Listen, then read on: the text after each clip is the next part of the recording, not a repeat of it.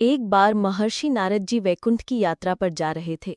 नारद जी को मार्ग में एक महिला मिली और बोली, मुनिवर, आप प्रायः भगवान नारायण से मिलने जाते हैं। मेरे घर कोई संतान नहीं है। आप श्री प्रभु से पूछना मेरे घर में संतान कब होगी।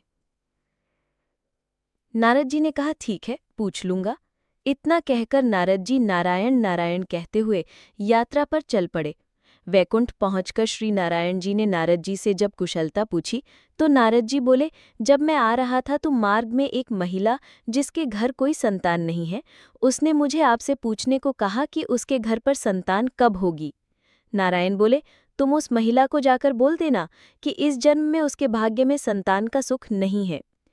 नारद जी जब वापस लौट रहे थे तो वो महिला बड़ी बेसब्री से नारद जी की प्रतीक्षा कर रही थी। महिला ने नारद जी को देखते ही उन्हें से पूछा कि प्रभु, नारायण ने मेरे प्रश्न का क्या उत्तर दिया। इस पर नारद जी ने कहा, प्रभु ने कहा है कि आपके घर इस जन्म में तो कोई संतान नहीं होगी। ये सुनकर महिला दहाड़े मारकर रोने लगी। नारद जी भी चलते बने। कुछ समय बीत गया। गांव में एक बुजुर्ग संत मधुकरी के लिए आए और उन संत ने उसी महिला के घर के सामने खड़े होकर मधुकरी के लिए आवाज लगाई। संत की आवाज सुनकर वो बांझ महिला मधुकरी के लिए भोजन ले आई।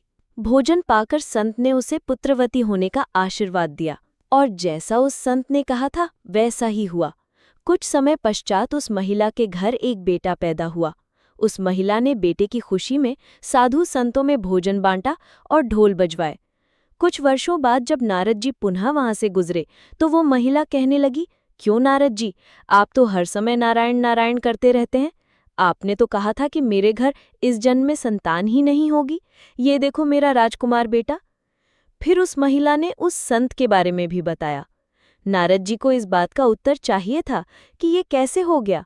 वो शीघ्रता से नारायण धाम की ओर गए और प्रभु से ये बात कही कि आपने तो कहा था कि उस महिला के घर संतान नहीं होगी। क्या उस संत में आपसे भी अधिक शक्ति है? नारायण भगवान बोले, आज मेरा स्वास्थ्य कुछ ठीक नहीं है। मैं आपकी बात का उत्तर बाद में दूंगा। पहले आप मेरे लिए औषधि का प्रबंध कीजिए। नारद जी बोले, आज्ञा दीजिए प्रभु। श्री नारायण बोले, नारद जी आप भूलोक जाइए और एक कटोरी रक्त लेकर आइए। नारद जी कभी इधर कभी उधर घूमते रहे पर एक प्याला रक्त भी नहीं मिला। उल्टा लोग उपहास करते कि नारायण बीमार हैं। आखिर चलते चलते नारद जी किसी जंगल में पहुंचे। वहां पर वही संत मिले जिसने उस महिला को बेटे का आशीर्वाद दिया था।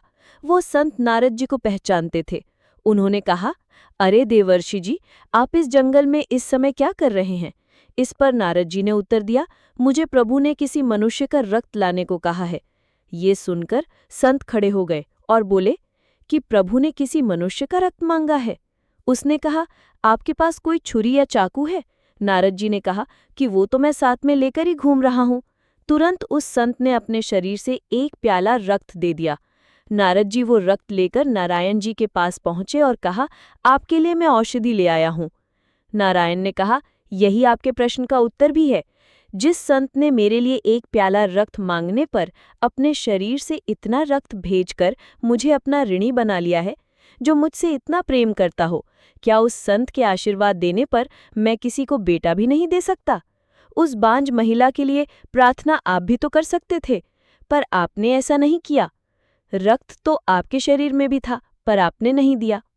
मनुष्य का भाग्य केवल प्रारब्ध से निर्मित नहीं होता, अपितु सद्कर्म और आशीर्वाद से भी प्रभावित होता है। अगर आपको ये कहानी अच्छी लगी हो तो लाइक, शेयर, सब्सक्राइब और घंटी दबाना न भूलें, क्योंकि ऐसी कहानी आपको मिलती रहे।